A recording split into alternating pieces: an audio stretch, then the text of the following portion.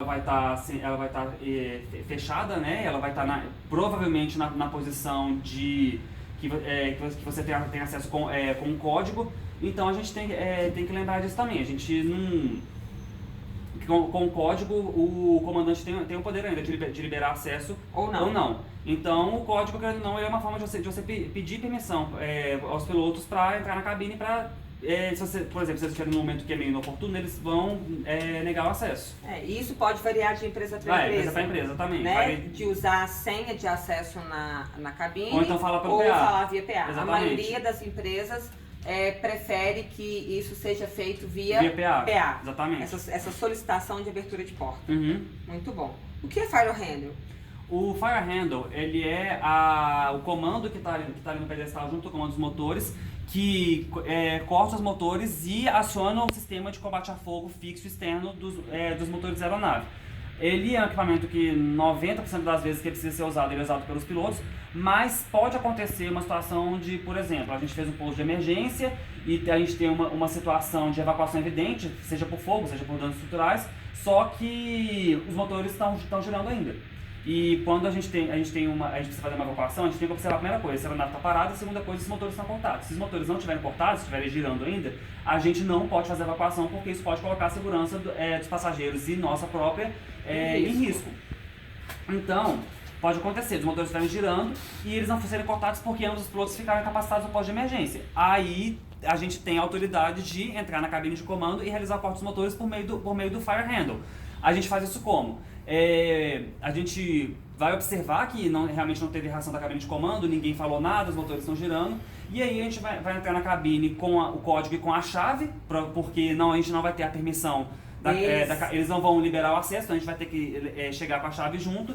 E lá a gente vai operar o Fire Handle dos motores. Se por um acaso um dos motores estiver pegando fogo também, que querendo ou não, é uma situação que... Pega o equipamento lá na sala pra mim. Que compromete a... Tá aqui já? Tá aqui, tá ali no... Não pode pegar ele lá. Tá? Pode levantar? Pode.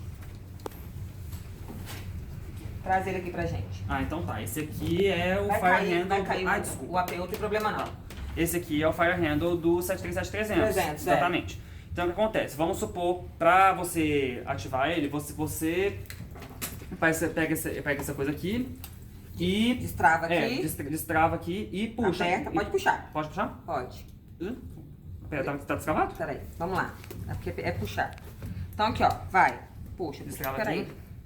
É porque ele já tá acionado. Vai. Você destrava e puxa. Exatamente. Para acionar o motor, o que você faz? Para acionar o extintor, o que você faz? Para acionar o extintor, então vamos supor que você tá... Então aqui você cortou o motor. Cortou o motor. Se tá pegando fogo, os extintores dos motores, eles são redirecionáveis. Você pode usar o extintor do motor 1 no motor 2 e vice-versa. Então você tem que usar o comando aqui para indicar em qual motor você quer usar o extintor. Se é o motor 1, que é o motor esquerdo, você pega a alavanca e roda ela para a esquerda. Se é o motor 2, que é o direito, você pega a alavanca e roda ela para a direita. E a mesma coisa com a outra alavanca do motor 2. O APU a gente geralmente não vai utilizar, mas se precisar cortar a gente puxa aqui. Mas como o extintor do APU ele não é redirecionável, você não precisa pode girar a manivela. Exatamente. Gira pra qualquer lado, você não sabe se tá pegando fogo no APU também. Exatamente. Né? Então, mas você não precisa ter esse cuidado. Você precisa ter esse cuidado de então, pra onde fica você vai aqui, girar. Ó, né? O APU, o extintor dele não é direcionado. Né? Então, lembrando aqui, ó, o que ele falou aqui, ó. Então, tá pegando fogo no motor 1, né? E eu tenho que comandar a evacuação. Então, eu destravo, puxa aqui, Nicolas, pra mim. Destravo, corta. Puxei, cortei. Joga o extintor pro motor 1, Nicolas. Gira a alavanca aí. Gira a alavanca pra esquerda. Lá, girei. Porque motor 1 esquerdo, motor 2 direito. Os motores, eles são contados da extremidade externa da asa esquerda para a extremidade externa da asa direita. Isso. Agora, continua pegando fogo aqui. Direciona o extintor daqui. Então, você corta o motor daqui. Corta o motor. Cortei. Não é aqui. Aí, você vai direcionar daqui pra cá. Como que você faz? Gira esse punho pra lá. Isso. Beleza, gente? Então, isso é o corte dos motores. E isso a gente só pode fazer, então, quando, mesmo, Nicolas, que você quando falou? Você tem um pouso de emergência, em que você precisa fazer, comandar a evacuação, mas você não tem o corte dos motores, os motores, inclusive, estão em chamas, e você não tem providência da cabine de comando, porque ambos os pilotos estão incapacitados. Exatamente. Fala pra mim, o que é pressurização? A pressurização, ela é, assim, em linguagem bem simples, é o que permite que a gente se viva dentro do avião. Porque as aeronaves modernas elas vão em altitudes muito elevadas, em que o ar é muito rarefeito e que a gente não tem condição de naturalmente respirar. E também que são temperaturas muito baixas, onde a gente não consegue sobreviver. E por isso as aeronaves elas têm um sistema de pressurização que ele basicamente sangra ar comprimido dos motores para dentro da cabine. Esse ar é purificado e resfriado. E a cabine, esse ar faz a cabine ter pressão, uma pressão semelhante à pressão atmosférica numa altitude de em torno de 8.000 pés, mais ou menos. Varia de avião para avião, mas no padrão é 8.000 pés. 8.000 pés. E o que é despressurização?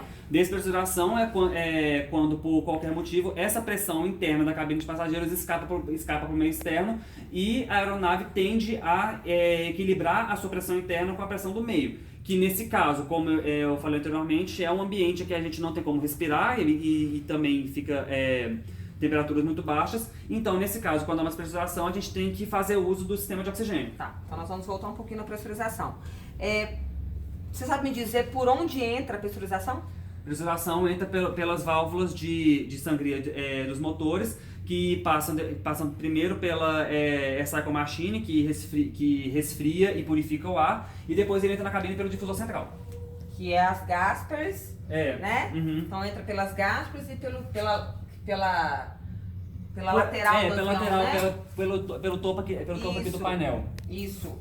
E só entra ou em algum momento sai a pressurização? Não, o ar ele tem que sair, porque se só ficar entrando na sua pressão, o avião ele ia acumular pressão, uma hora ele ia explodir. Uhum. Então, toda aeronave pressurizada, ela tem uma válvula de escape de pressão que é chamada a válvula outflow, que a cada 3 minutos ela abre e faz a troca do ar com o meio externo. E mantém a pressão de 8.000 pés. Caso a válvula outflow entre em pane, a gente tem uma válvula de reserva. Muito bom. E diante de uma despressurização, qual que é a atitude dos pilotos e dos comissários? Despressurizou a aeronave, o que a gente faz? Então, despressurizou a aeronave, primeira coisa assim, absolutamente é você parar o que está fazendo e pegar a máscara de oxigênio mais próxima.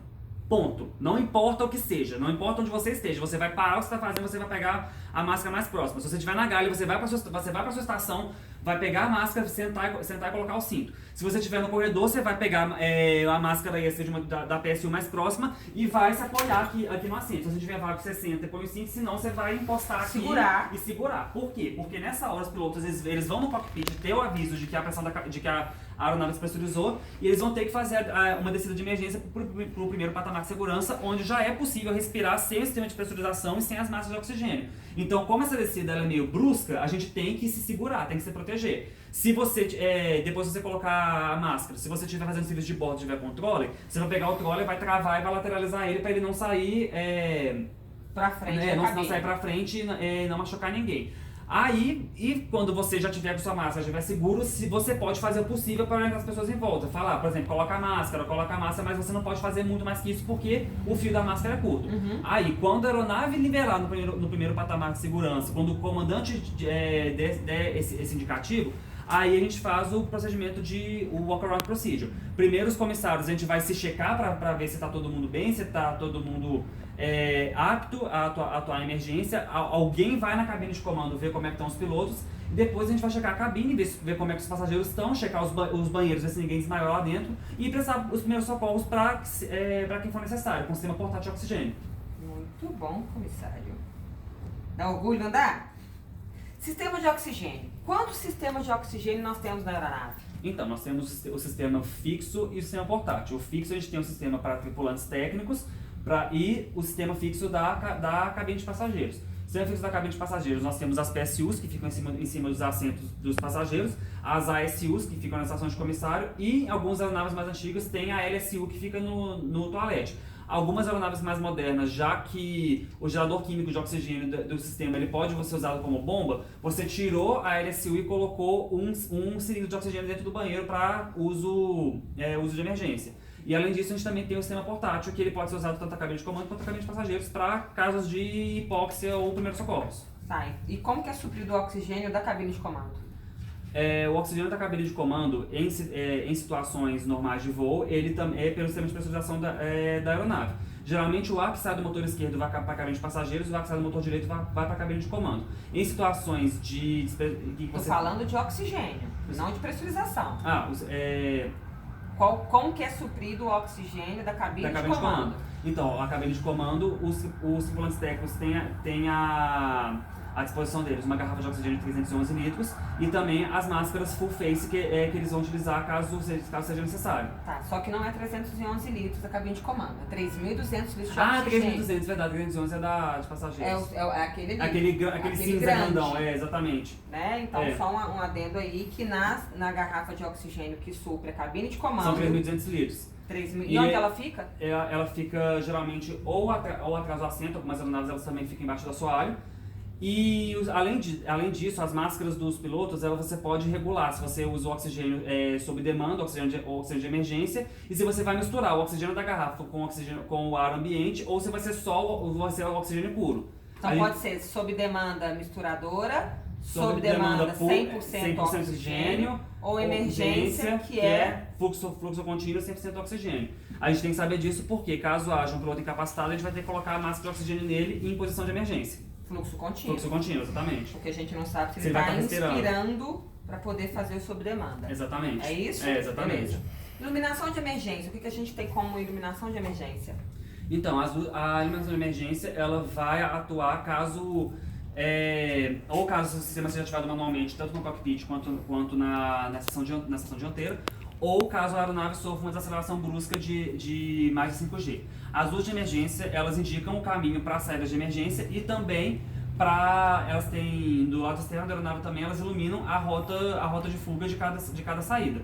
As luzes dentro da aeronave, elas se localizam ao longo do corredor, no teto e junto às saídas. Junto às saídas é aquela luz branca escrito saída e exit em vermelho, e elas têm uma duração de no mínimo 20 minutos, a partir do momento que elas são acionadas. Elas têm uma bateria própria? Tem, sim. Elas têm uma bateria própria? Elas têm bateria própria porque caso haja falha elétrica, pane elétrica, ou depois que o avião faça um pouso de emergência e os motores são cortados, ela vai precisar funcionar por 20 minutos. Exatamente. Muito bom, comissário. Muito bom mesmo. Vamos lá. Procedimentos de evacuação. O que a gente faz, né? O que para você é uma evacuação preparada? Uma emergência preparada, na verdade. A emergência preparada é aquela emergência que a gente tem mais de 15 minutos entre ela acontecer e a gente realizar o pouso de emergência. Então é quando a gente tem um tempo maior para preparar a cabine e a gente pode ter um cuidado maior na preparação, nos procedimentos, na orientação dos passageiros. A gente pode realizar tudo com mais cuidado, com mais calma, assim, por assim dizer. Enquanto a emergência não preparada, a gente tem menos de 15 minutos para realizar a preparação da cabine, então é tudo mais rápido. A gente vai fazer tudo no menor tempo possível e fazer o essencial para garantir que a cabine seja preparada para o pouso de emergência. Tá. E dentro de evacuação ainda, o que é uma evacuação evidente? A evacuação evidente é aquela evacuação que você não precisa de uma ordem superior para você comandar, visto que é uma situação de risco imediato dentro da cabine. Fumaça densa, fogo, danos estruturais, pouso fora de área aeroportuária, pouso na água. São situações em que, ao contrário de uma evacuação não evidente, você não precisa esperar a ordem dos tripulantes técnicos ou do chefe de cabine para realizar a evacuação. Você, havendo a parada da aeronave e o corte dos motores e a análise da área externa para saber se a saída está operante, você pode operar a sua saída e comandar a evacuação. Muito bom, pessoal. E o que é uma evacuação não evidente? A evacuação não evidente é aquela evacuação em que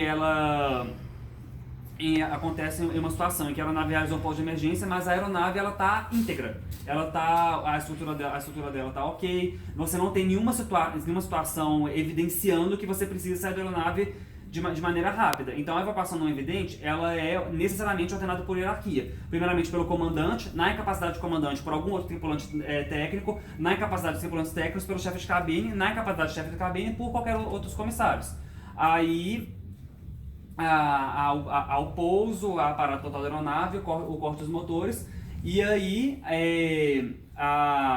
o tripulante que tiver em cargo de acordo com a hierarquia vai dar a ordem de evacuação, e aí os comissários vão se mobilizar para conduzir a evacuação. Geralmente a situação, por exemplo, a aeronave ela pousa no aeroporto e ela vara a pista, onde não há situação de risco imediato, mas às vezes o comandante, por garantia, resolve prosseguir com a evacuação. Mas assim, Vamos pegar, por exemplo, essas situações em que houve um pouso de emergência, houve realmente um risco, mas a aeronave ficou íntegra e ela não foi evacuada. Vamos pegar, por exemplo, é aquele pouso do 767 da TAM aqui em Confins, que ele pousou, estourou os pneus, o freio ficou superaquecido, mas o comandante optou por não evacuar a aeronave. Ele esperou os freios ficarem resfriados e todo mundo desceu pela escada, normal. Muito bom exemplo, parabéns. Fala pra mim, qual que é a diferença de equipamento de flutuação e equipamento de auxílio flutuação? O equipamento de flutuação é aquele dispositivo que ele é próprio para você realizar a sua flutuação caso você precise ficar na água após uma evacuação na água. Que no caso eles são os coletes salva-vidas e os botes. E esses carregadores barcos também, em aeronaves maiores. Esses equipamentos eles acabam que eles só estão presentes em aeronaves maritimizadas, que são as aeronaves que realizam voos a mais de 270 km da costa continental. Em aeronaves não maritimizadas, elas geralmente só têm os equipamentos de auxílio à flutuação, que é um equipamento que ele não é próprio, mas você pode fazer uso dele na água, mas ele não é adequado para uso por longos períodos de tempo, ele é adequado para uso de curtos períodos de tempo. No caso, eles são as escorregadeiras, que não são escorregadeiras barco, e os assentos flutuantes. Exatamente, muito bom. Com relação a primeiros socorros, tá? Vamos imaginar que nós estamos no nosso voo e você percebeu que um passageiro está infartando. O que você faz com ele? Quando a gente percebe os sintomas de infarto, querendo ou não, uma emergência médica, então, novamente, ações simultâneas. A gente tem um passageiro vai informar o comandante, porque sendo uma emergência médica, a gente precisa pousar o mais rápido possível. Um comissário, desculpa a confusão, então o comissário vai avisar o comandante.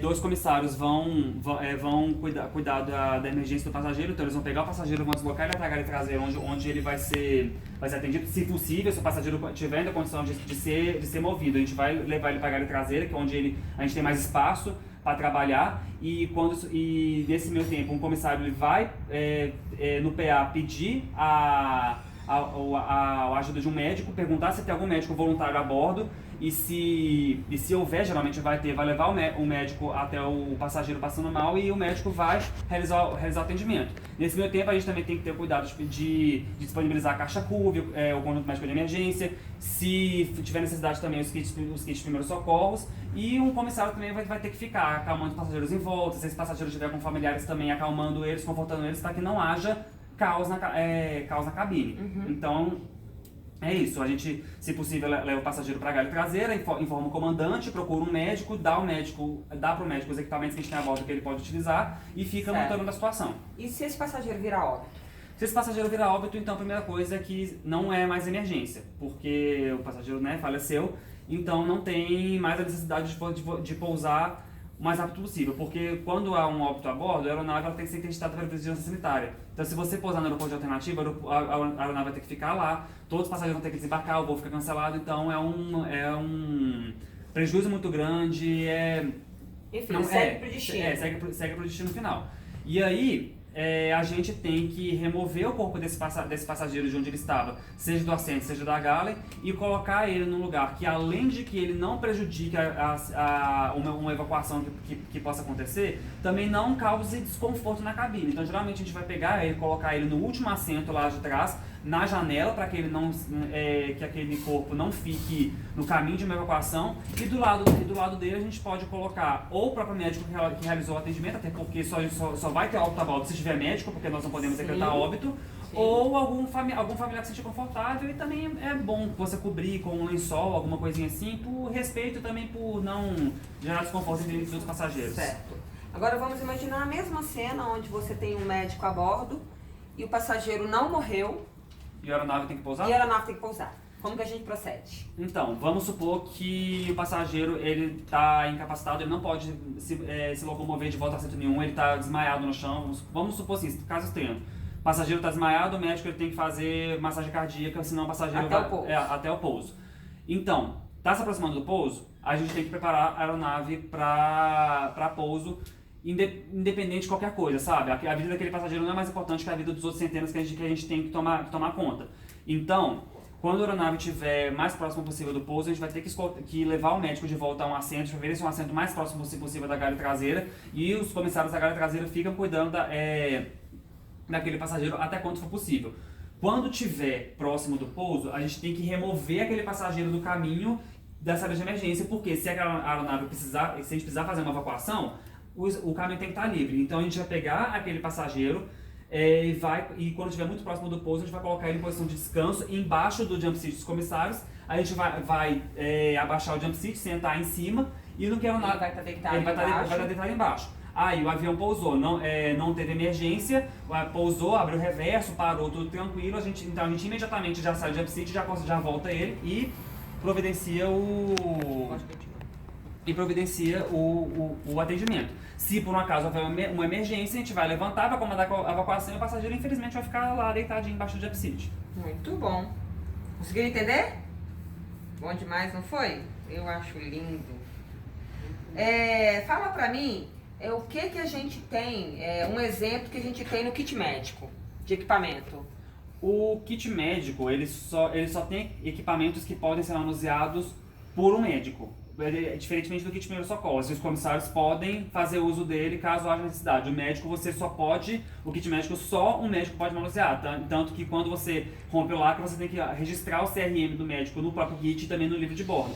Então ele tem, por exemplo, equipamentos cirúrgicos de emergência, medicamentos, soro fisiológico, kit de punção, que são coisas que os comissários não têm capacidade de manusear. Entendi, muito bom. Emergência, nós já falamos, de preparação para uma emergência, nós já falamos. Uhum. Após uma evacuação, né? O que a gente tem que fazer? Uma evacuação em qual contexto? Na área aeroportuária ou evacuação na selva? Na selva. Então, a primeira coisa que a gente tem que fazer após uma evacuação, vamos supor, o avião pousou, evacuamos a aeronave, todo mundo saiu, a evacuação foi um sucesso. A primeira coisa que a gente tem que fazer é se afastar da aeronave em torno de 100 metros para deixar... 100 a 200 metros, 100 a 200 metros. Para deixar o combustível, se tiver ainda esfriar, para deixar tudo esfriar e certificar que não vai ter risco de explosão, risco de incêndio, que não há nenhuma ameaça à segurança. Mas no que a gente afasta, a gente também tem que juntar todos os sobreviventes numa mesma área para evitar que alguém se perca, para realizar a contagem de se todo mundo sobreviveu, se teve alguém que infelizmente não sobreviveu, e esperar a aeronave resfriar e se certificar de que ela está segura, que a gente vai, aí depois a gente pode, por exemplo, voltar nela e retirar itens dela que a gente pode usar numa sobrevivência, a gente pode usar a própria aeronave como abrigo, a gente numa evacuação muito provavelmente já vai ter retirado os itens mais importantes numa sobrevivência, mas se por acaso algum deles tiver ficado para trás, a gente pode voltar lá e buscar, e aí a gente vai fazer as ações imediatas logo após uma evacuação na selva. Então, vamos acionar os dispositivos, primeira coisa, simultaneamente, vamos acionar os dispositivos de resgate, vamos prestar os primeiros socorros para aqueles passageiros que necessitarem, pós-catástrofe. Exatamente. E depois vamos seguir a sobrevivência, os procedimentos de sobrevivência, que é se precisar montar abrigo, procurar água, aquelas coisas, mas é só para períodos em que a gente, numa eventualidade, tiver que ficar um tempo maior, assim, sem resgate. Exatamente. Qual que é a diferença de transmissores e sinalizadores? Os equipamentos transmissores são aqueles equipamentos que eles atestam a localização da aeronave por meio de frequência rádio, que no caso a gente tem o ELT e o rádio farol de emergência, que o ELT ele costuma ser acionado automaticamente quando a aeronave sofre mais aceleração, e o rádio farol de emergência nós acionamos manualmente colocando ele em água. E também o localizador da caixa preta, que funciona automaticamente quando a aeronave sofre mais aceleração. Todos esses dispositivos eles ficam emitindo sinal em rádio constante enquanto as baterias deles durarem, e os serviços de busca e salvamento vão captar esses sinais para saber onde a aeronave está. Sabe a frequência? Então, o rádio farol de emergência, ele emite sinal em frequência tanto civil quanto militar. A frequência civil ela é 121,5 MHz, a militar é 243. O ELT usa a frequência digital, que são 406 MHz. Muito bom. E sinalizadores? Sinalizadores são, por outro lado, são equipamentos que a gente vai só fazer uso quando a gente tiver contato visual ou indícios muito fortes de alguma aeronave ou barco ou que seja de salvamento que pode nos auxiliar. Então são os espelhos, são o pó marcador de água para uma sobrevivência no mar, o fogo de magnésio, a pistola pirotécnica ou qualquer outro dispositivo que a gente possa usar. Vamos supor, a escorregadeira da aeronave, que é amarela, a gente pode abanar ela para algum avião, colocar ela em cima de uma árvore. São dispositivos para sinalizar onde nós estamos. Muito bom. Fala para mim, o que a gente...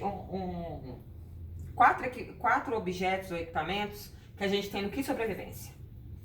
O kit sobrevivência, ele tem dispositivos sinalizadores, então pistola pirotécnica, tem espelho, ele tem o kit de sobrevivência no mar, ele tem o pau marcador de água, tem a faca, a faca para você cortar a corda do bote, ele também tem ração para sobrevivência, ele tem o breu para você usar para fazer fogo, se não me engano acho que ele tem um vidro também que você pode utilizar com essa finalidade. Então são equipamentos que para ajudar a nossa sobrevivência tanto na selva quanto no mar. Muito bom. O que você me diz que vem a ser técnicas de sobrevivência? Isso é importante para um comissário saber. Então, as técnicas de sobrevivência, elas se tornaram importantes depois daquele acidente que a gente teve aqui no Brasil, do avião da Varig que se perdeu sobre a Amazônia, fez um pouso forçado, e os passageiros sobreviveram a maior parte, mas ficaram isolados na selva porque ninguém sabia onde o avião estava, então eles ficaram uns dias lá. Então, a partir daí, se tornou-se importante para que os comissários estejam treinados em como proceder diante de situações de sobrevivência, para caso essa situação venha se repetir. Por mais que seja muito improvável que isso aconteça novamente, pode acontecer. A aviação ela trabalha para mitigar qualquer risco, por menor que ele seja. Uhum. Então é importante os comissários eles terem treinamentos em técnicas de sobrevivência, que são a tripulação aprender como que você lida em determinados ambientes que você pode fazer para obter água, obter alimento, em situações que você precisa fazer deslocamento, primeiro socorro de emergência, fazer fogo, fazer abrigo, que são coisas para você preservar a sua vida enquanto o resgate não chega. Sinais convencionais de EVAC, eu não vou trabalhar isso com você, né? Porque isso é muito particular das empresas. Eu só tenho sim, corre para mim, salto escorregue. Então isso é muito particular de companhia aérea, tá? Então eu não vou trabalhar os sinais convencionais de EVAC, embora eu sei que você sabe, mas isso no treinamento de vocês da companhia aérea vai ser passado para vocês e no cheque da companhia aérea vocês vão ter que responder por isso, tá bom? Uhum. Entendido, pessoal? Então vamos passar os sinais de EVAC. Vozes de comando, a mesma coisa, né? Então corra para mim, salto escorregue, também é muito particular da companhia aérea. O que vem a ser atos ilícitos? Então, ato ilícito ou interferência ilícita, isso é um pouco, assim, confuso a gente trabalhar em português, porque em português a gente tem a palavra segurança a gente usa a palavra segurança tanto para falar no âmbito de proteção quanto no âmbito de prevenção. No inglês a gente tem duas palavras para isso, a gente tem o security para proteção e safety para prevenção. Então as ilícitos são todos os atos que no inglês a gente trata de security, que são atos criminosos contra a atividade aérea. Sequestro, sabotagem, qualquer tipo de ato consciente humano que interfira na segurança dos passageiros da aeronave, de aeroporto, mas no sentido de proteção, não no sentido de prevenção contra acidentes, porque os acidentes muitas vezes eles são decorrentes de erros ou violações, mas essas violações são diferentes, não são necessariamente atos criminosos, que algum, seja passageiro, seja tripulante, seja qualquer outra pessoa cometa contra com consciência contra a atividade aérea. Entendi. Em caso disso, você falou de sequestro, né? Qual que é o código que decreta sequestro na cabine de comando? O código 7500. E esse código é colocado aonde? No transponder da aeronave.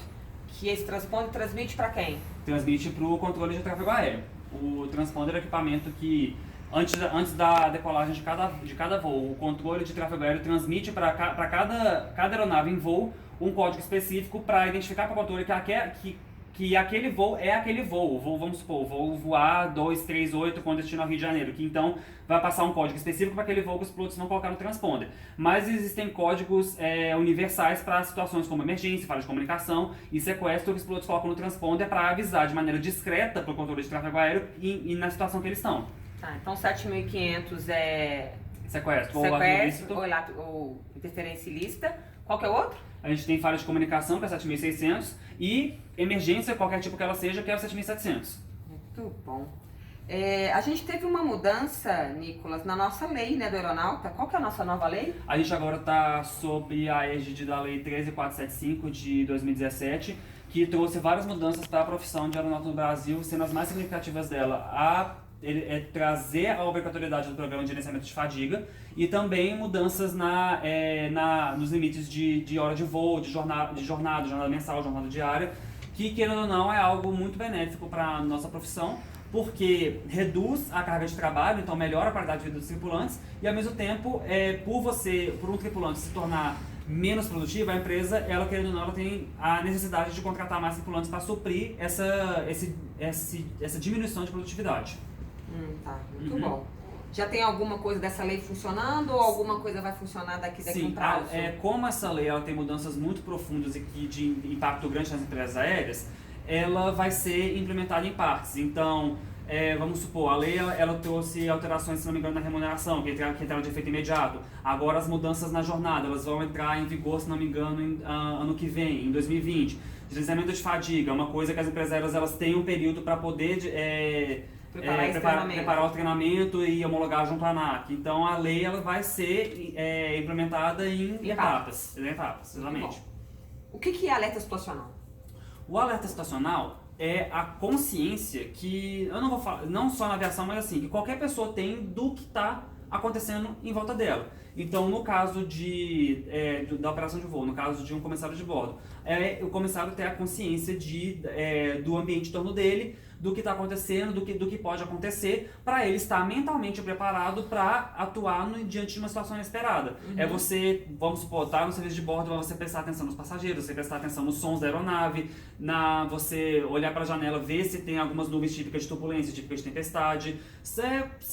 Esses são exemplos pequenos do que é a alerta estacional, que na verdade é um conjunto muito grande de coisas. Mas é basicamente você estar ciente do seu redor. Entender os aeroportos que a gente está pousando, entender o aeroporto que está pousando, decolando, exatamente. Observar o passageiro que está entrando no toalete, e o tempo que ele está ficando lá, tentar identificar com o nariz cheiros. Você saber onde estão os equipamentos de emergência no avião, porque eles podem mudar de aeronave para aeronave. Muito bom. E me fala pra mim, Nicolas, uma habilidade importante que você acha que tem que ter num comissário de voo. Olha, pra mim uma habilidade muito importante que não só o comissário, mas qualquer tripulante tem que ter é a assertividade.